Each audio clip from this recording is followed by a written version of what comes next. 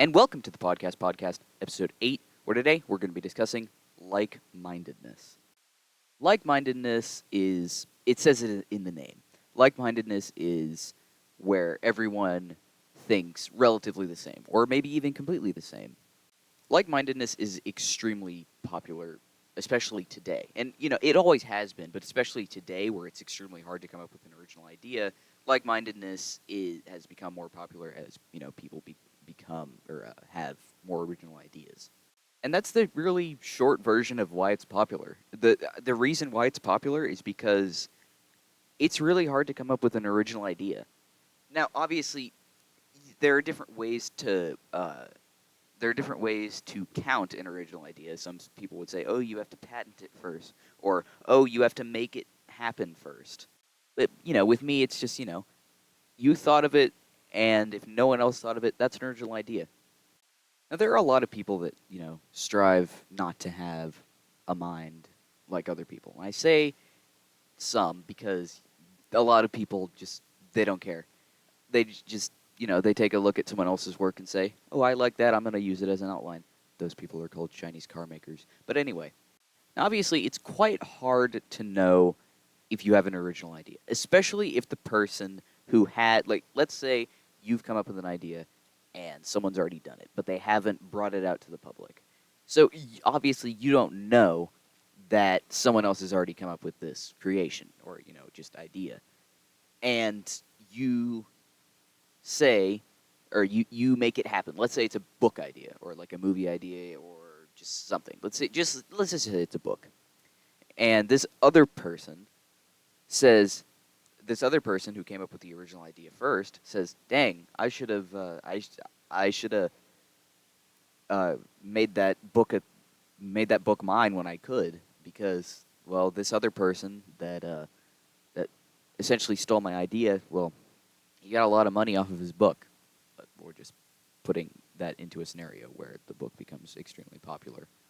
So I want to kind of gloss over why like-mindedness isn't such a bad thing. If anything, it's not bad at all. There are some downsides, which I'll list later, but one of the key features to like-mindedness is that's why people laugh at jokes, if you think about it. Because let's say there are two people that have nothing in common. And when I mean nothing, I mean nothing. And one person tells this other person, the one with one mind, one with the other mind, one person tells the other person a joke, they don't get it, or they don't find it funny. I mean, obviously, when someone doesn't laugh at your joke, it's not the end of the world, but there are more important things than, just not agreeing with someone's joke, such as finding food good. Let's say the exact same people. We got to give them names, Jim and Bob. Sure, we'll call them Jim and Bob. Let's say Jim makes Bob some casserole, right? Again, they have two completely different mindsets. So Bob tries Jim's casserole, and Bob don't like it. And Bob is one of those people that when he expresses his feelings, he says, "Jim, this casserole sucks." Well, and Jim goes, "Well, it's not my fault. You and I have a complete different mindset." And then they just have an argument. They have an argument of what a good casserole tastes like. But actually, going back into food, or in that category at least, like-mindedness in terms of like that, in terms of food, is the exact reason why places such as McDonald's or like Starbucks or Burger King are so popular. Because people enjoy their food. Or going even into a larger category, it's the reason why cultures exist. Or at least it's the reason why people take part in culture. It's because they have the same mindset and agree with all of, I don't know how cultures work, but they agree with all of the terms, say, of the culture. Let's say culture, Um, let's say there's a culture where you can only be vegan, right? And this, obviously there are a lot of vegans out there, but they're that's the reason why that culture became so popular is because there are a lot of vegans out there. And if like-mindedness was not a thing, cultures wouldn't exist. Food chains wouldn't exist. A lot of things that we have today wouldn't exist just because people have a very homogenized mindset. Now, real quick, I want to gloss over why it's bad. And the immediate thing I want to say is it's great to come up with an original idea because you can be credited with an original idea. And when that happens, it feels amazing. Because think about it, you are the first person to come up with an idea. And I have no idea how many people there have been in the world, but right now there are 8 point something billion, they say. And that, I believe, if I'm doing this correctly, that is a 1 in 8 point something. That is a 1 in 8 point something chance, I think. Actually, allow me to correct that. That is a 1 in 8 point something billion chance. I got it, finally. So the bad thing about like-mindedness is it makes original ideas extremely hard because, well, other people have already come up with the idea. So these days it's extremely hard to come up with an original idea. And that's just because people come up with ideas. And a lot of ideas that we use now were invented decades, centuries ago. So what would happen if no one had the same mind? Well, in my personal opinion, I think Earth wouldn't be that great of a place. Because think about it, no one thinks the same. So that means no one is going to agree with anything. So no one really likes each other. Now, there it's going to be hard. It would be kind of interesting to see a world where no one agreed with anything another person said, because, well, let's say there's another universe out there where that's a thing, and there are the exact same amount of people in that world as this world. That'd be interesting. Now, obviously, it's very rare, if not impossible, for two people to agree with the exact same things. But if two people agree with enough things, they can become friends. But say, let's go back to that universe where no one agrees with anything. That's an unhealthy world because no one agrees with anything. So you're constantly getting into conflicts, physical fights, mental fights, or not mental fights. I'm not sure what that meant. But verbal fights, especially. That's probably the most common. So now I want to go into why people don't agree with anything. And the few second answer is that's just the way we are. We just don't agree with everything someone else has to say. It's just it's just our nature. That's just human nature. And when your friend says something that you don't agree with, just go with it. I mean, there's no reason to start a massive argument about it. I mean, what good is that going to do you? Because I mean, there are some that you can give them proof that you're right and they're wrong, obviously, and that's a valid argument right there. But just if you just say, "Oh, you're stupid for thinking that," that's just like, don't do that, because what good is it gonna do you? Like, if you call them stupid, it's just not gonna make them want to believe you. It's just gonna drive them away from you even more. Arguments lead to nothing good unless you have proof.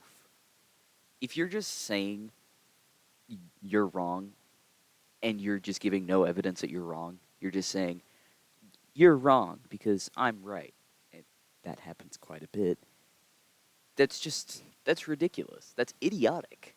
If you start an argument, you know that you're right. That's the only way to properly start an argument. Obviously, at times, it can be difficult to hold in your feelings, especially, if you have a bad day, right? But again, you just got to control it. I mean, that's the only way to stop it.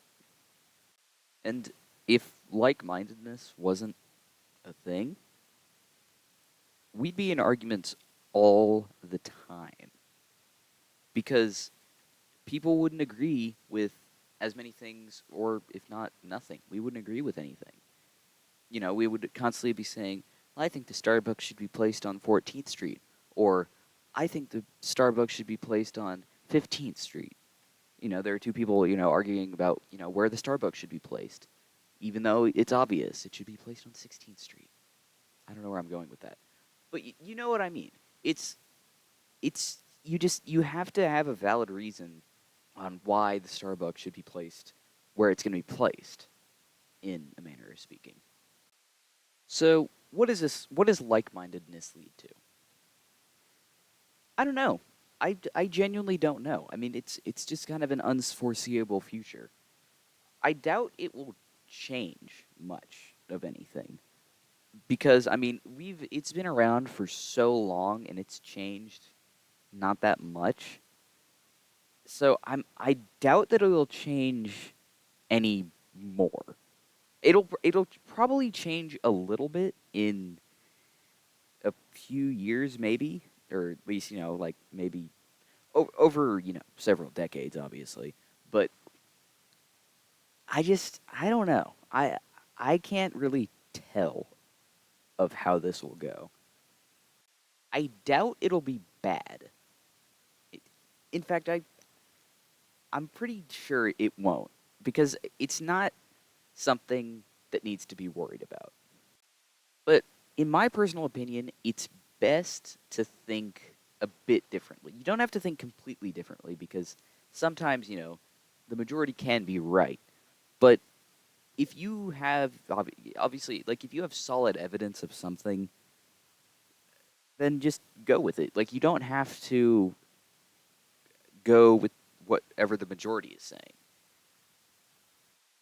Well, if the majority is right, you should probably go with it. But if you have solid evidence of something and the majority doesn't think or doesn't believe the solid evidence, just don't go with that or don't go with whatever the majority thinks because you have solid evidence right there, right in front of you. But you shouldn't be afraid of it because I mean agreeing with what other people have to say is a great thing. I mean, it's good to agree with what other people say. I mean, again, I know I'm constantly repeating myself here, but it's good to think or agree with other people unless you have solid evidence that they're wrong. Because obviously, if they're right and they put the evidence in front of you that they're right, they are right. It's right there. It's right in front of you. But again, like the reason you shouldn't worry about it is because agreeing with people is perfectly healthy and there's not a lot wrong with it. I mean, it's good to be independent once in a while, but you know, it's good to agree with people. And clearly, people are communicating and complying with one another. Otherwise, we wouldn't use the things that we do today. There wouldn't be mass produced things or chain restaurants or, massive companies such as Nissan or something. It's the reason why these companies and things we use today have been around for years. It's because we agree with them and we agree and we agree with what the inventor did. And well, when we agree with what an inventor did, we use his product or her product. But we it's the reason why we use what we do today. It's the reason why some companies aren't as popular as others. Because some companies they just didn't appeal to the majority. It's why fame is a thing, popularity. It's why there are celebrities. Because there's I'm sure there's a celebrity. Well, there obviously is a celebrity out there, or are celebrities out there. You know, celebrities out there, they did good enough of a thing that the majority says, yes, I like that guy. And that person got a follow, that celebrity got a following. It's why culture caught on. It's why manners are a thing. It's why we dress the way we dress. It's why we do what we do. It's why things catch on. And now that I think about it, I believe this is the most positive episode that I've ever done. So, what a way to end the 8th episode of the podcast. Have a good day and be as compliant as possible.